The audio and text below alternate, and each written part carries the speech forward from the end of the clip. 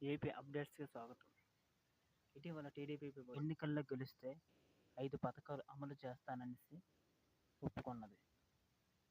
ఇటీవల గెలిచిన సందర్భంగా ఆ పథకాలను అమలు చేయాలని నిర్ణయించుకున్నది. ఇందులో మొదటి పథకం పెన్షన్లు 4,000 పెంచాలనే దీనిని విజయవంతంగా కంప్లీట్ చేసింది.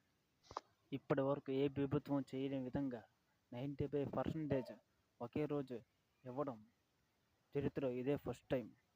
వైఎస్ఆర్సీపీ కూడా ఇంతకుముందు వాలంటీర్ సిబ్బందితో 87% ఇచ్చింది. దాన్ని అధిగమించి టీడీపీ ప్రభుత్వం ఒకే రోజు 95% ఇవ్వడం ఇదే తొలిసారి. దీనితో పాటు జూలై మొదటి వారంలో రేషన్ల పంపిణీ చేస్తారని తెలియజేశారు. మొదటి వారం 3వ తేదీ కానీ 4వ తేదీన కానీ సరుకులు రేషన్ డిపోకి వెళ్ళి తీసుకోవాల్సి వస్తుంది. ఇంతకు ముందులాగా వెహికల్స్ ఏమీ ఉండవు.